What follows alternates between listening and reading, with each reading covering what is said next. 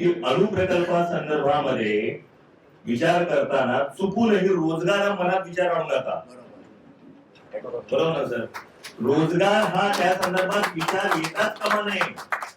स्मशानातले रोजगार पाहिजेत आपल्याला? नको. अणु प्रकल्प म्हणजे प्रत्यक्ष त्या जागी बांधलेलं स्मशान आहे मोठं. हे तुम्ही पूर्ण लक्षात असू द्या. याची जागोजागी भारतात उदाहरण आहे. तारापूर एक उदाहरण आहे. तारापूरला जाऊन बघा. आजही तिथे घराघरात मतिमंद मुलं आहेत. तारापूरच्या परिसरामध्ये कर्करोगाने पीडित लोक आहेत. त्यांना बोलता पण येत नाही. म्हणजे हे कसं म्हणजे तोंड दाबून भुक्यांचा मार होतो. की आम्ही त्या भागामध्ये बरेचदा सर्वे केला होता. तर आम्ही त्याला विचारलं तुम्ही बोलत का नाही? म्हणाल बोलणार काय? घरामध्ये 2-2, 3-3 कॅन्सर पेशंट आहेत. लग्न घरातली पुढची होण्याचा प्रश्न निर्माण होतो. हा अत्यंत घाणेरडा आणि घातक विषय आहे. जग अणु प्रकल्पाला नाकारत आहे. 1979 ला 3 माइल आयलंड नावाचा ऍक्सिडेंट अमेरिकेत घडला होता. त्याच्यानंतर अमेरिकेमध्ये नवीन प्रकल्प येऊ शकला नाही. जुने जे बांधकामात होते ते बांधत राहिले किंवा जुने चालू होते ते चालू राहिले. नंतर हळूहळू डिकमिशन होतील ते. परंतु नवीन प्रकल्प आला नाही. 1986 ला चेर्नोबिल घडल्यानंतर युरोपमध्ये काही विशेषतः हे सोडून अणु प्रकल्प आले नाही. आणि तुम्हाला 2011 ची फुकुशिमाची गोष्ट माहितच आहे.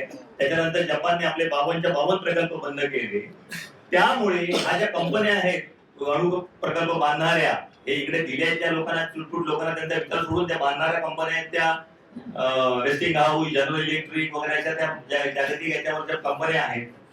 त्या कंपन्यांना गेले 30-40 वर्ष जगभरामध्ये मोठा बिझनेस मिळालेला नाहीये. व्यवसाय म्हणजे युरोपमध्ये, अमेरिकेमध्ये मिळालेला नाहीये. मग तो कुठे मिळेल? तर भारतासारख्या तिसऱ्या देशामध्ये जिथे जनता अज्ञानात ठेवलेली आहे, जनता उदासीन ठेवलेली आहे त्यांच्या प्रश्नाबाबत, तिथे ते प्रकल्प आणायचे आणि त्या जनतेची धुळधाण करायची. तिकडच्या राजकीय नेत्यांना हाताशी धरायचं. ते राजकीय नेते पण तयार असतात अशा हाताशी धरले जायला. अशा प्रकारे हे प्रकल्प आणले जात आहेत. त्यामुळे जगात जे नाकारलं जाते ते कृपा करून स्वीकारू नका. अणु ऊर्जेने कोणतेही रोजगार वगैरे निर्माण होत नाही. अणु ऊर्जेने घराघरात कॅन्सर निर्माण होतो. घराघरामध्ये मतिमंद मुलं जन्माला येतात.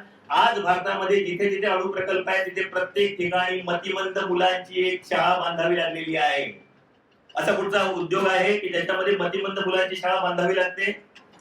म्हणजे हे स्पष्ट आहे की अणु ऊर्जेमुळे जो किरणोत्सार लीक होतो त्या किरणोत्सारामुळे जेनेटिक लेवलवर चेंजेस होऊन, पुनरुत्पादन संस्थेमध्ये चेंजेस होऊन मतिमंद मुले जन्माला येतात. कर्करोगाने ग्रासित लोक होतात. आज त्या तारापूरच्या लोकांना कॅन्सरसाठी ट्रीटमेंटसाठी इकडे यावं लागतंय. टाटा कॅन्सरला तशा रांगा आपल्याला लावायच्या आहेत का? मुंडग्यातून, कोकणातून? लक्षात घ्या, जैतापूर प्रकल्पापासून एअर डिस्टन्स मुंडग्याचं फक्त 35 ते 40 किलोमीटर आहे. फक्त 35. त्याचा मॅप ऍडव्होकेट गिरीश राऊतांनी त्यावेळी बनवला होता. त्याचा मोठा मॅप मी त्या दिवशी आपले अनुप मुंडगेकर त्यांच्याकडे पाठवलेला पण आहे. त्यांनी ग्रुपवर दिला असेल तो मुद्दाम बघा. जैतापूर अणुऊर्जा प्रकल्प 10,000 मेगावॅटचा होता. त्याचं प्रभाव क्षेत्र जैतापूर पासून वरती 100 किलोमीटर गुहागर पर्यंत, म्हणजे रत्नागिरी जिल्ह्याच्या जवळजवळ उत्तरेच्या टोकापर्यंत, खाली पेडणे गोव्याच्या बॉर्डर पर्यंत, पेडण्यापर्यंत, पूर्वेला जवळजवळ 1/3 सातारा जिल्हा, पूर्ण कोल्हापूर जिल्हा असं ते प्रभाव क्षेत्र होतं. आणि इकडे पश्चिमेला समुद्र. 100 किलोमीटर परिसरामध्ये जैतापूरमुळे डे इन डे आउट, म्हणजे एक लक्षात घ्या, अणु प्रकल्पामध्ये ऍक्सिडेंट होण्याची गरज नसते. प्रत्येक चालती अणुभट्टी हाच एक अपघात असतो. कारण आतमध्ये, अणुभट्टीच्या आतमध्ये किरणोत्सारी वायू तयार होतात. ते वायू रिलीज करावे लागतात वातावरणात, नाही तर भट्टी फुटू शकते नॉर्मल ऑपरेशन मध्ये त्यांच्या. त्यामुळे ज्यावेळी ते रिलीज केले जातात, वाऱ्याची दिशा जिथे असेल तिथे तो किरणोत्सार जातो. अणु किरणोत्सार, आण्विक किरणोत्सार. तो कधी उत्तरेला जाईल म्हणजे गुहागरच्या दिशेने जाईल, कधी दक्षिणेला येईल म्हणजे गोव्याच्या दिशेने येईल. म्हणजे सावंतवाडी पासून सगळा पेडणे वगैरे परिसर आला, पूर्व सिंधुदुर्ग जिल्हा, तो पूर्वेकडे जाईल. ज्यावेळी वारे तसे असतील त्यावेळी सातारा, बितारा, कोल्हापूर, म्हणजे जवळजवळ त्यावेळी आम्ही तो मॅप जो प्रस्तुत केला होता, जवळजवळ 70 ते 75 लाख जनता दररोज डे इन डे आउट किरणोत्साराला एक्सपोज होणार होती. हे आपल्याला टाळायचं. आणि मुणगे तर जैतापूरपासून 35 किलोमीटर आहे, डायरेक्ट त्या झोन मध्ये आहे. हे एक पत्रक मी काही आणले तुम्हाला देतो. यातले फक्त जो भूकंप रेषा जैतापूरची जी होती त्याच्याबद्दलचा आपण आरटीआयने माहिती मिळाली होती. जैतापूर एक अत्यंत सेस्मिक, भूकंपदृष्ट्या ऍक्टिव्ह तो पठार होतो, माडबनचं पठार. कदाचित इथे माहिती घेतल्यानंतर लक्षात येईल मुणग्याचं पठार पण तसंच आहे म्हणून. पण तो एक मुद्दा म्हणजे आता लगेच आपण न घेतला तर बाकीचे सगळे मुद्दे तसेच्या तसे मुणग्याच्या अणु प्रकल्पाला लागू आहेत. ते मुद्दाम वाचा. जर कोणी सांगत असेल की याच्याबद्दल चर्चा करायची आहे तर आम्हाला आमच्या गावात स्मशान बांधण्याबद्दल चर्चा करायची नाही. हा साधा विषय आहे, हे स्पष्टरित्या सांगून टाका. त्याच्याबद्दल भीतीच नको. कोणीही किती मोठा कोणीही कितीही मोठा राजकीय नेता असून दे, परंतु आपल्या पिढ्यानपिढ्या कर्करोगग्रस्त आणि आपली यांना जन्माला येणारी मुलं मतिमंद आणि अपंग करण्याचा अधिकार त्याला परमेश्वराने दिलेला नाही. सुदैवाने मार्बलमध्ये पण भगवती होती, त्यामुळे आजपर्यंत तो जैतापूर थांबून राहिलेला आहे. पण अर्थात त्याबरोबर तिकडच्या जनतेने केलेला संघर्ष, तिकडच्या आणि बाहेर पण मोठ्या प्रमाणात जनतेने केलेला संघर्ष कारणीभूत ठरलेला आहे. मुणग्यात पण भगवतीचं मंदिर आहे, रावांच्या बोलण्यातून ते जाणवलं. इथे पण भगवतीला देव मस्तकी धरावा, बघा अल्लकल्लोळ करावा, अणुप्रकल्प हाकलवून लावावा, या एकमेव भूमिकेवर तुम्ही ठाम राहा. जरा पण हटू नका. रोजगार हा प्रश्न तुम्ही चर्चेला घेऊच नका. माझ्या गावात दारूचं मोठं दुकान टाकायला घेतलं आणि त्याला मी विरोध केल्यानंतर मग दारूचं नाही तर दुसरं कसं तरी टाकायला द्या असं म्हणण्यासारखा हा प्रकार झाला. आणि कोणी जमीन त्याला विकली आहे, कोणी ही केली, हा विषय येत नाही. जमीन जरी तिकडे विक्रीचे व्यवहार झाले असतील तर त्या जमिनीवरती जे तिकडचे कोकणातल्या बागा आहेत किंवा कोकणातले जे काही स्थानिक लघु उद्योग आहेत, हाच पाहिजे झालं पाहिजे. जिथे तिकडे जमीन विकली म्हणून तिथे अशा प्रकारचे बेकायदा मित्र अणुऊर्जेला अनैतिक ऊर्जा म्हणतो, अनैतिक प्रकार करायला परमिशन तुम्ही देता कामा नये. जमीन कोणाची असो, हवा आणि पाणी हे सगळ्यांचं आहे, कॉमन आहे. ते ज्यावेळी अणु किरणोत्सारामुळे प्रदूषित होणार आहे, तुम्ही तुमच्या झऱ्यांचं पाण्याचं विहिरीचं पाणी पिऊ शकणार नाही. आज तारापुरात बघा विहिरीचं पाणी नाही पिता येत लोकांना. तुम्ही तुमच्या समुद्रामध्ये मच्छीमारी करू शकणार नाही, तो किरणोत्सारग्रस्त होऊन जाणार आहे. तर तुम्ही त्या प्रकल्पाला तुमच्यावरती का लादून घ्यायचा? आणि आजच्या युगात ज्यावेळी सगळी माहिती अवेलेबल आहे, जग नाकारताना दिसतंय, त्यावेळी माझा कोणतरी नेता सांगतो किंवा तो भरून पावला म्हणून तुम्ही तो प्रकल्प घेणार काय? तुम्ही घेताच कमा नये. कारण नाहीतर येणाऱ्या पिढ्या आपल्याला विचारतील तुम्ही काय मूर्ख आणि अडाणी होता काय?